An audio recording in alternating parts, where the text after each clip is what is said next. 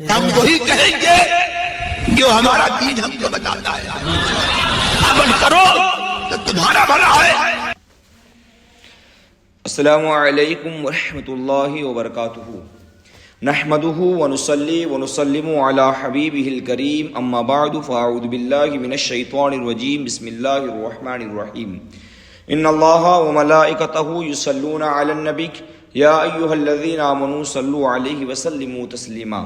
اللہ رب محمد صلی اللہ علیہ وسلم. نحن عباد محمد صلی اللہ علیہ وسلم. صلاۃ و سلام علیک یا سیدی یا رسول اللہ وسلم علیک یا سیدی یا حبیب اللہ صلی اللہ تعالی علیہ وسلم.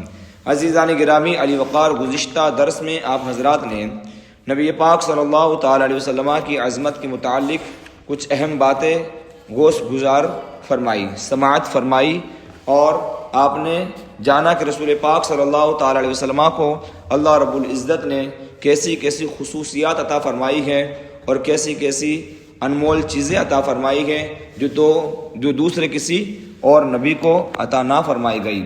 یہ خاص ہمارے اور آپ کے آقا محمد مصطفیٰ صلی اللہ تعالی وسلم کا خاصہ اور ان کا خاص حصہ ہے. آئیے آج علم غیب مصطفیٰ صلی اللہ تعالی علیہ وسلم کے متعلق درس کا آغاز کرتے ہیں اور دیکھتے ہیں کہ علم غیب کے متعلق اہل سنت و جماعت کا کیا عقیدہ ہے، کیا نظریہ ہے، اور مخالفین کا کیا عقیدہ اور کیا نظریہ ہے، اور کس کا عقیدہ، کس کا نظریہ قرآن پاک کے مطابق ہے اور کس کا قرآن پاک کے مخالف ہے. درس کا آغاز کریں. بسم اللہ الرحمن الرحیم. علم غیب کا بیان. سب سے پہلے ہم یہاں پر غیب کا معنی بیان کریں گے کہ غیب کہتے کسے ہیں. لغت کے اعتبار سے بھی یعنی ڈکشنری کے اکارڈنگ ہم غیب کا معنی بتائیں گے کہ غیب کسے کہتے ہیں. اس کے بعد میں اصطلاح شرع کے اندر یعنی شریعت میں غیب کسے کہتے ہیں وہ معنی بھی بتائیں گے. بسم اللہ الرحمن الرحیم. غیب کے لغوی اور اصطلاحی معانی.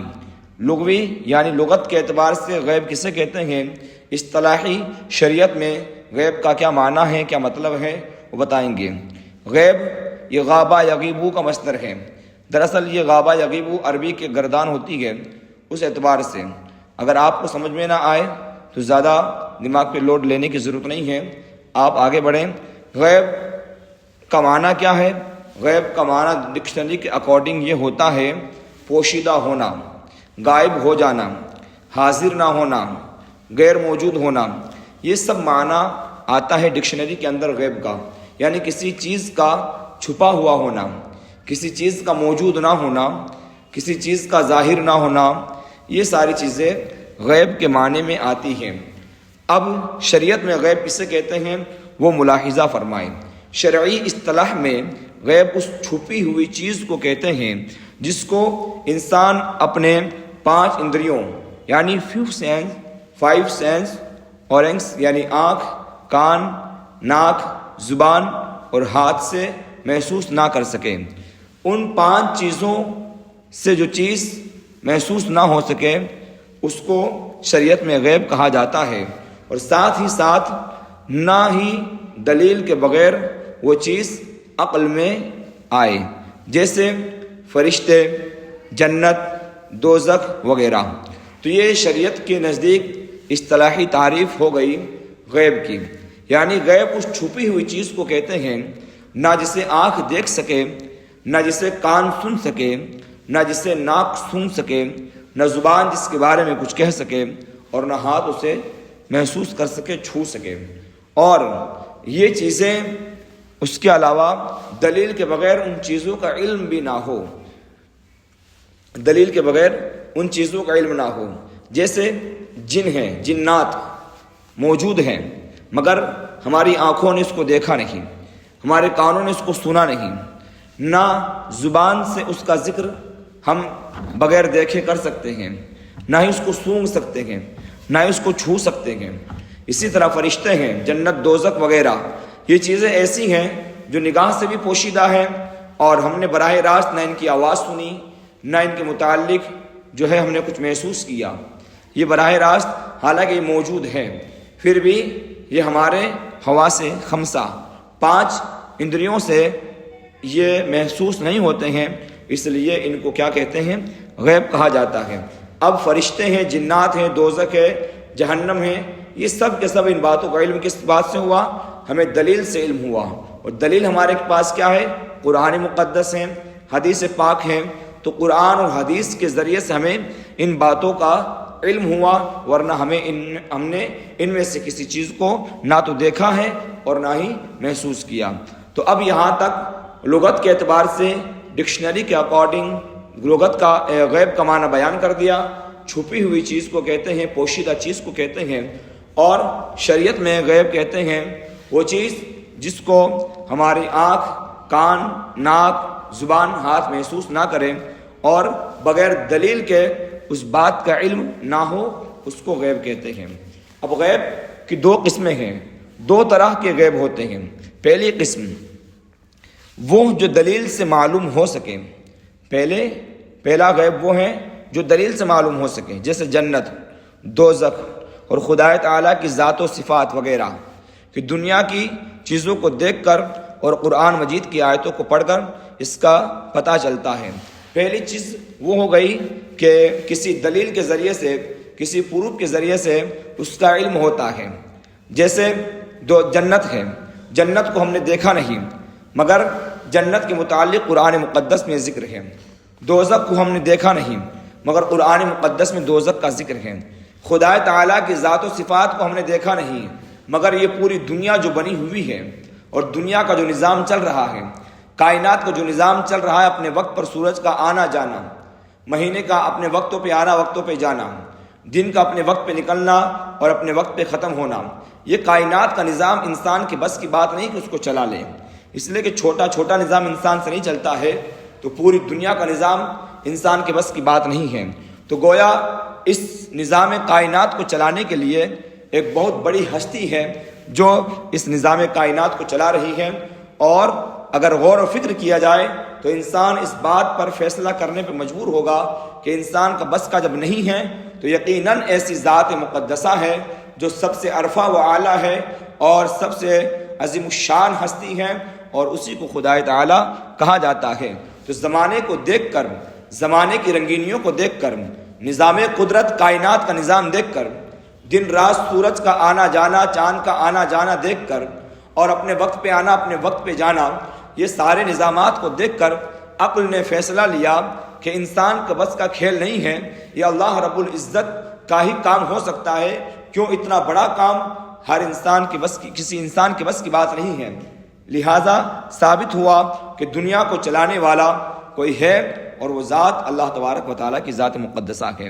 تو اب ان چیزوں کا علم دنیا کو دیکھ کر بھی ہوا، اللہ تعالیٰ کی ذات و صفات کا علم. قرآن مجید کی آیتیں پڑھی تو جنت دوزخ کا علم ہو گیا. اس طرح جو چیزیں دلیل سے معلوم ہو جائے، پروف سے معلوم ہو جائے، وہ کیا کہلاتی ہیں؟ وہ ایک قسم ہو گئی غیب کی. دوسری قسم وہ ہے جو دلیلوں سے بھی معلوم نہ ہو سکے، جس کے متعلق کوئی دلیل موجود نہ ہو. جیسے قیامت کا علم کہ وہ کب آئے گی، ایگزیکٹ قیامت کب آئے گی اس کا علم نہیں.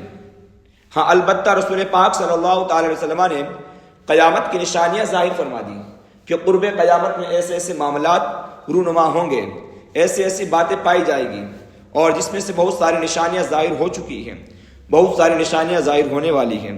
تو اب قیامت کا علم کیا ہے؟ ایگزیکٹلی کوئی نہیں بتا سکتا ہے کہ اس دن اس سال میں قیامت آنے والی ہے. البتہ رسول پاک صلی اللہ تعالی وسلم کی نشاندہی کے ذریعے سے ہمیں پتہ چلتا ہے کہ یہ دور اب دن بدن قیامت کے قریب ہوتا چلا جا رہا ہے. انسان کب مرے گا اس کا علم بھی دلیل سے معلوم نہیں ہے کہ دلیل کے ذریعے سے بتایا جا سکے. قرآن میں دلیل ہے کہ فلاں شخص یہاں مرے گا، حدیث میں دلیل ہے کہ فلاں شخص کب مرے گا، اس بات کا علم دلیل کے ذریعے سے ثابت نہیں ہوتا. تو اب علم غیب کی دو قسمیں ہوئی. ایک علم غیب وہ ہوا جو دلیل کے ذریعے سے ثابت ہو جائے، اور دوسرا علم غیب وہ ہوا جو دلیل کے ذریعے سے ثابت نہ ہو سکے. اب ہم یہاں پر علم غیب کے متعلق اہل سنت و جماعت کا کیا عقیدہ ہے، کیا نظریہ ہے کہ وہ اللہ رب العزت کے علاوہ کس کس کے لیے غیب مانتے ہیں اور کس حد تک کا غیب مانتے ہیں، اور اس کے علاوہ پھر جماعت وہابیہ یا مخالفین جماعت علم غیب کے متعلق ان کا عقیدہ کیا، ان کا نظریہ کیا ہے، وہ چیزیں یہاں پر ذکر کی جائے گی. اب سنیں علم غیب سے متعلق اہل سنت و جماعت کا کیا عقیدہ ہے، سماعت کریں. اللہ تبارک و تعالیٰ نے حضور صلی اللہ تعالیٰ علیہ وسلم کو غیب کا علم عطا فرمایا۔ یہ عقیدہ ضروریات دین میں سے ہے اور اس کا انکار کرنا کفر ہے۔ ہر انسان کو کم از کم اتنا عقیدہ رکھنا لازم و ضروری اور فرض ہے کہ اللہ رب العزت نے اپنے رسولوں میں سے جسے چاہا غیب کا علم عطا فرمایا، بالخصوص سید عالم صلی اللہ تعالی علیہ وسلم کو غیب کا علم عطا فرمایا۔ اگر کوئی مطلقاً علم غیب کی نفی کرتا ہے کہ میں ایک ذرہ بھی مصطفیٰ کریم علیہ الصلوۃ والسلام کے لیے یا دنیا میں کسی اور نبی یا ولی کے لیے علم غیب نہیں مانتا ہوں، تو یہ سراسر ضروریات دین کا انکار ہے، اور ضروریات دین کا انکار آپ پڑھ چکے ہیں، کفر ہیں۔ لہٰذا جو کوئی مطلقاً علم غیب کا انکار کرتا ہے وہ کافر ہے۔ دوسرا عقیدہ ہمارا سنیں۔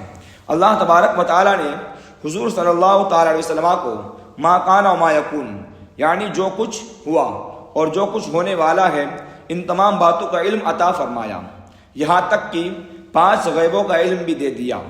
ہمارا عقیدہ یہ ہے کہ اللہ کے نبی صلی اللہ علیہ وسلم کو اللہ نے غیب دیا، یہ تو ضروریات دین میں سے ہے، اور نہ فقط غیب دیا بلکہ اللہ رب العزت نے جو کچھ ہوا اور جو کچھ ہوگا وہ بھی اپنے محبوب کو عطا فرما دیا۔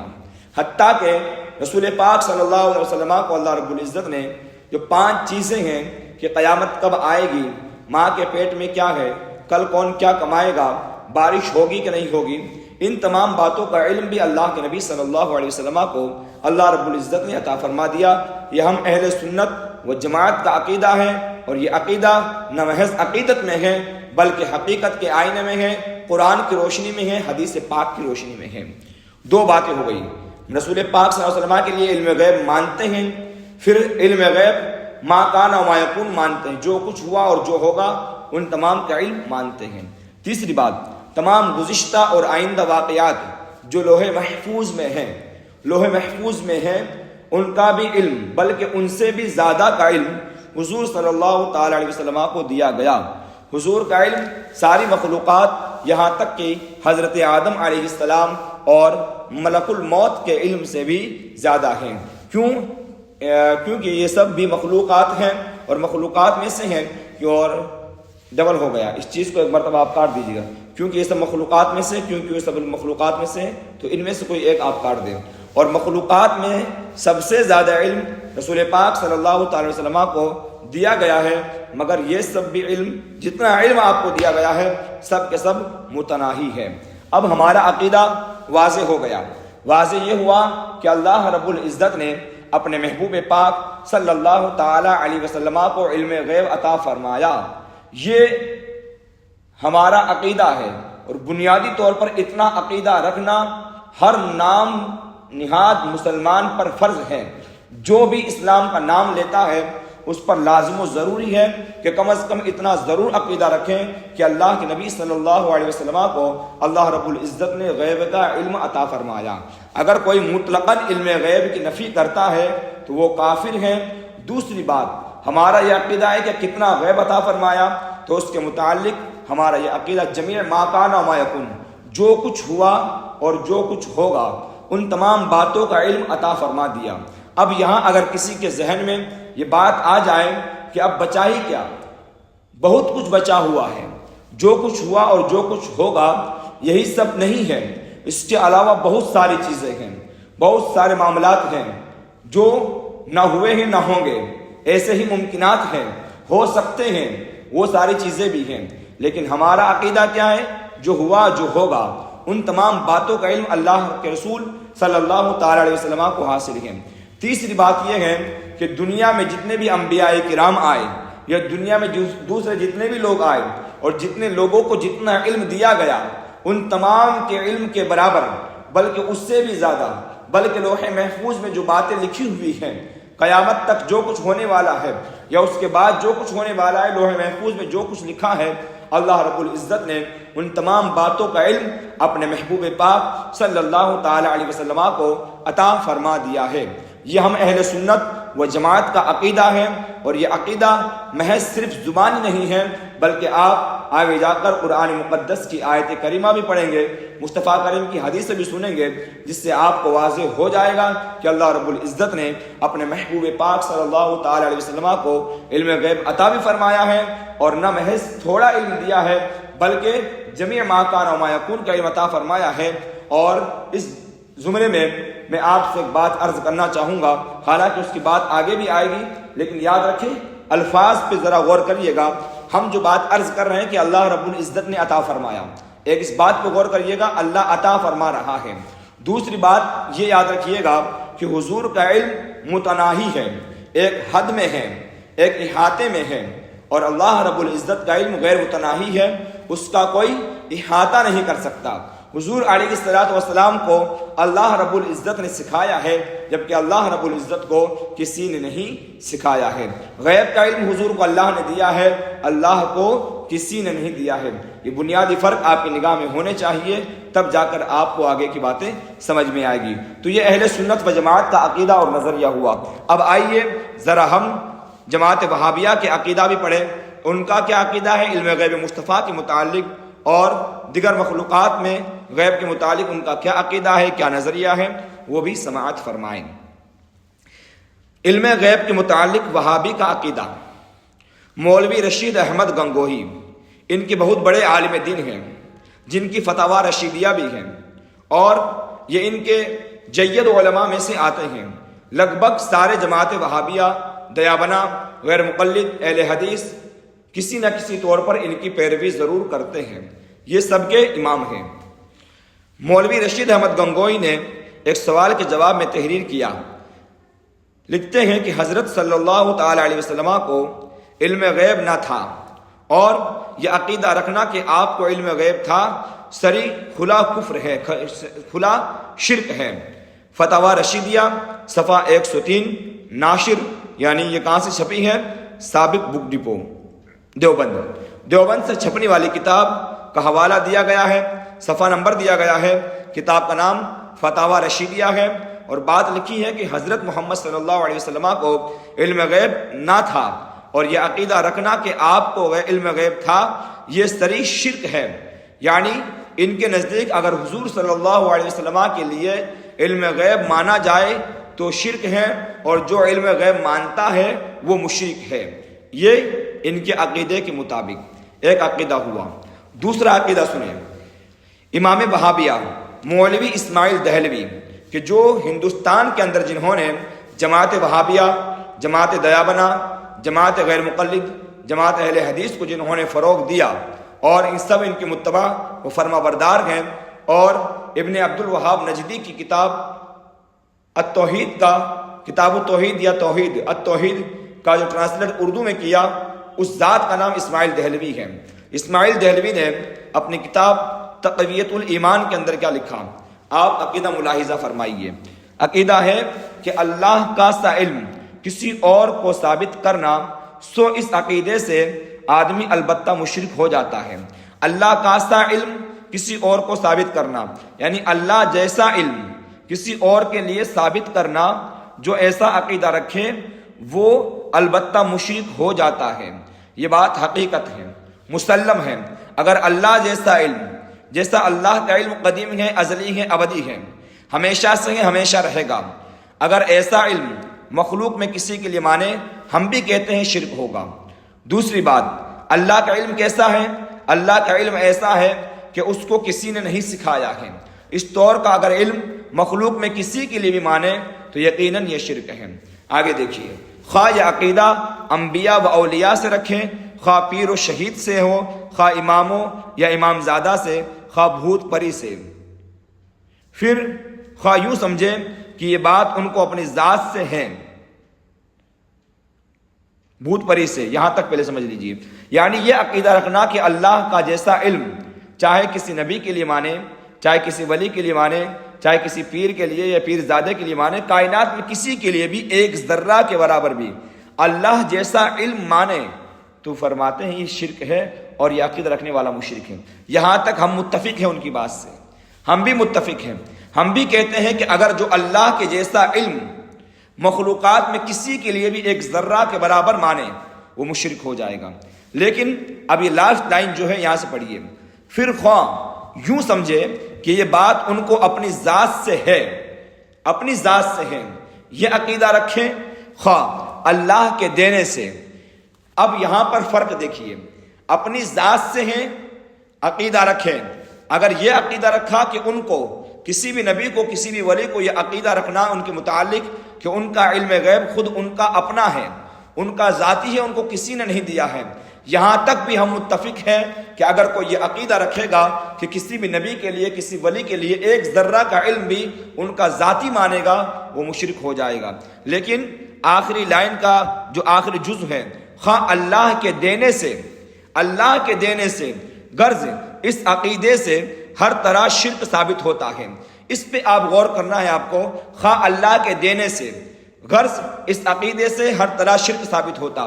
گویا انہوں نے اپنے اس عقیدے کے اندر واضح لفظوں میں یہ کہہ دیا ہے کہ کسی نبی کے لیے کسی ولی کے لیے اللہ کی عطا سے بھی اگر غیب آپ نے مانا تو یہ شرک ہے، اللہ کی عطا کے بغیر مانے تو شرک ہے، اس میں کسی کا کلام نہیں ہے، ہم بھی کہتے ہیں، لیکن انہوں نے یہاں پر آ کر یہ کہہ دیا اللہ کے دینے سے بھی اگر مانے تو ایسا عقیدہ رکھنا بھی شرک ہے، شرک ثابت ہو جاتا ہے۔ تقویت الایمان صفحہ 9 پہلا باب شرک اور توحید کے بیان میں، رشید کمپنی دیوبند، یہ کتاب کا حوالہ ہے۔ اب آپ کو یہ حوالہ آپ کی نظر میں رکھنا ہے اور یہ بات آپ کو اپنے دماغ میں بٹھانی ہے کہ اگر اللہ رب العزت کسی کو غیب کا علم دے اور اللہ کے دینے سے بھی کسی نبی کے لیے کسی ولی کے لیے اگر غیب مانا جائے تو ان کے عقیدے کے مطابق ایسا عقیدہ رکھنا شرک ہوا، اور جو ایسا عقیدہ رکھے گا وہ مشرک ہو جائے گا، یہ ان کا عقیدہ ہے۔ آپ اس کو بار بار پڑھیے، دھیان سے پڑھیے اور خاص طور پر اس بات کو اپنے دماغ میں بٹھائیے کہ ان کا جو یہ عقیدہ ہے کہ اللہ کے دینے سے بھی اگر یہ عقیدہ رکھیں تو شرک ہو جاتا ہے۔ تقویت الایمان کا حوالہ آپ کے سامنے ہے، اس کا انکار کوئی نہیں کر سکتا ہے، اس لیے کہ آج تک جو ہمارے پاس ان کی کتابیں موجود ہیں، ان کے مکتبے سے چھپی ہوئی ہیں، اس کے اندر یہ عقیدہ لکھا ہوا ہے۔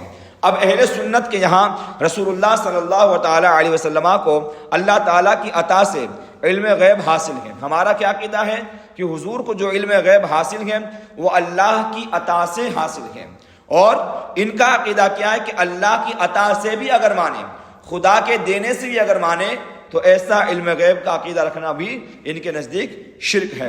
تو اب بنیادی اختلاف دونوں میں کیا ہو گیا، اس بات میں تو کسی کا اختلاف نہیں ہے کہ اگر اللہ رب العزت کے جیسا علم، یعنی اللہ رب العزت کا علم قدیم ازلی ابدی ہے، ہمیشہ سے ہے، ہمیشہ رہے گا، اس کا علم نہ کبھی کم تھا اور نہ کبھی زیادہ ہوا، نہ آگے جا کے کم ہوگا، اس کا علم ایک جیسا ہے، ایسا علم ہم کسی مخلوق کے لیے نہیں مانتے ہیں، ہم حضور علیہ الصلوۃ والسلام کے لیے علم ایسا مانتے ہی نہیں ہیں، اس لیے کہ ہمارا عقیدہ یہ ہے کہ حضور علیہ الصلوۃ والسلام کو اللہ رب العزت نے غیب کا علم عطا فرمایا، ان کا اپنا نہیں ہے، جب عطا فرمایا تو گویا اس سے ثابت ہوا کہ نہ پہلے تھا اور بعد میں ہوگا یا نہیں ہوگا، اس کے بارے میں بھی ہم حتمی فیصلہ نہیں کرتے ہیں، لیکن اتنا البتہ ضرور ثابت ہو گیا کہ حضور کا علم پہلے نہیں تھا، اللہ نے عطا فرمایا۔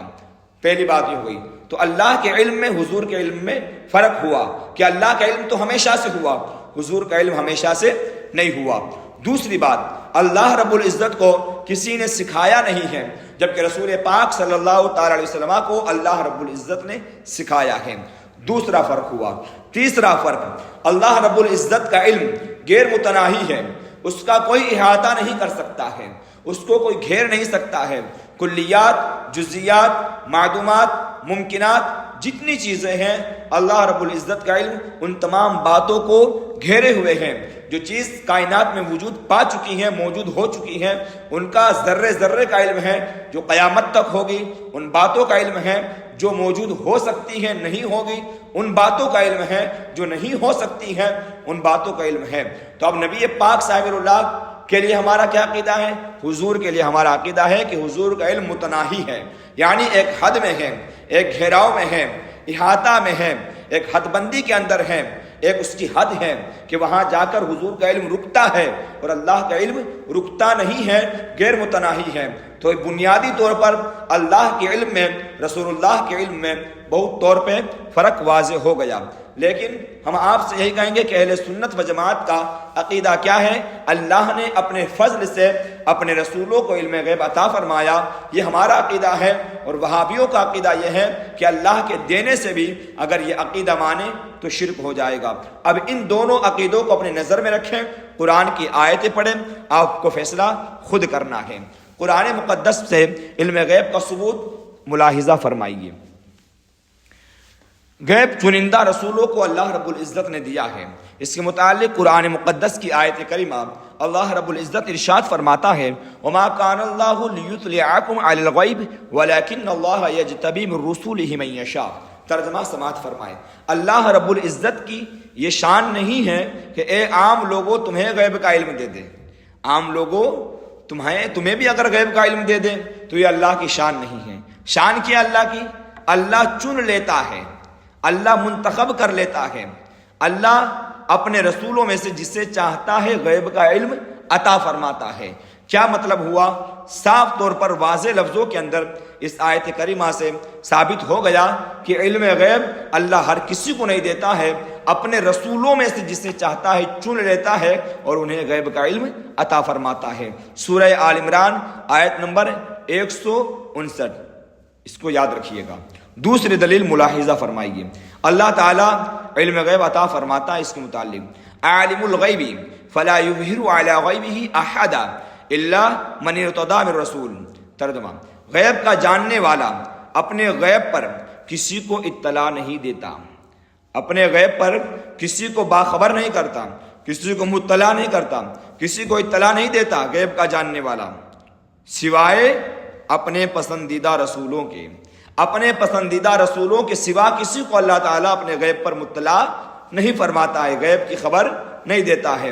واضح لفظوں کے اندر اللہ رب العزت نے فرما دیا، سورہ جن آیت نمبر 26 اور 27 سے واضح ہو گیا کہ اللہ رب العزت نے اپنے محبوب پاک اپنے رسولوں میں سے جسے چاہا غیب کا علم عطا فرما دیا۔ آگے بڑھیے، تیسری دلیل ملاحظہ فرمائیے، وما هو علی الغیب بضنین، اور یہ نبی غیب بتانے میں بخیل نہیں ہے، غیب بتانے میں بخیل نہیں ہے۔ آپ سب جانتے ہیں بخیل کسے کہتے ہیں؟ بخیل کہتے ہیں کنجوس کو، اور کنجوس اس شخص کو کہتے ہیں جس کے پاس میں مال ہو پھر نہ دے، اس کو کنجوس کہتے ہیں۔ کنجوس اس کو نہیں کہتے ہیں جس کے پاس میں مال نہ ہو پھر نہ دے، جب اس کے پاس ہے ہی نہیں تو دے گا کیا؟ جو ہونے کے باوجود بھی نہ دے تو زمانہ اس کو بخیل کہتا ہے، زمانہ اس کو کنجوس کہتا ہے۔ تو اب یہاں پر اللہ رب العزت نے کیا فرمایا؟ وما هو علی الغیب بضنین، اور یہ نبی غیب بتانے میں بخیل نہیں، بخیل نہیں ہے۔ کیا مطلب ہوا؟ غیب بتانے میں بخیل نہیں۔ صاف لفظوں سے ثابت ہو گیا کہ حضور کو علم غیب ہے، اور غیب ہے تو چھپا کے نہیں رکھتے ہیں، جو پوچھتا ہے اس کو بتا بھی دیتے ہیں، جو پوچھتا ہے اس کو بتا بھی دیتے ہیں، غیب بتانے میں بخیل نہیں ہے۔ الحمدللہ واضح لفظوں سے یہ ثابت ہو گیا کہ اللہ کے رسول صلی اللہ تعالی علیہ وسلم کو غیب حاصل ہے۔ اگر غیب حاصل نہیں ہوتا تو یہاں پر بخیل کا ترجمہ یا بخیل کا لفظ استعمال کرنا ہی درست نہیں تھا، اس لیے کہ بخیل کا لفظ وہاں بولا جاتا ہے جہاں پر کوئی مال ہو، کوئی دولت ہو، کوئی علم ہو، پھر اس کا اظہار نہ کیا جائے تو اس کو بخیل کہا جاتا ہے۔ یہاں پر اللہ رب العزت نے غیب کا ذکر کیا، اس کے بعد میں بخیل کا ذکر کیا، تو ثابت ہوتا ہے بعض لفظوں کے اندر کہ اللہ رب العزت نے اپنے محبوب کو غیب کا علم دیا بھی ہے، اور حضور علیہ الصلوۃ والسلام اس غیب کے علم کو چھپا کے نہیں رکھتے ہیں، بلکہ وقتاً فوقتاً اس کی خبریں دیتے رہتے ہیں۔ چوتھی دلیل، تلک من انباء الغیب نوحیھا الیک، یہ کچھ غیب کی خبریں ہیں جو ہم تمہاری طرف وحی کرتے ہیں، یہ کچھ غیب کی خبریں ہیں جو ہم تمہاری طرف وحی کرتے ہیں، ہم تمہیں بتاتے ہیں۔ اس سے بھی ثابت ہو گیا کہ اللہ رب العزت اپنے محبوب کو غیب عطا فرماتا ہے۔ اب آئیے پانچویں دلیل، وعلمک ما لم تکن تعلم وکان فضل اللہ علیک عظیما، اور آپ کو یہ سب کچھ سکھا دیا جو آپ نہ جانتے تھے، جو آپ نہ جانتے تھے۔ اس سے بھی واضح طور پر اللہ کے درمیان، رسول اللہ کے درمیان جو علم کا فرق ہے وہ واضح ہوتا ہے۔ اللہ رب العزت کے بارے میں ہمارا کیا عقیدہ ہے؟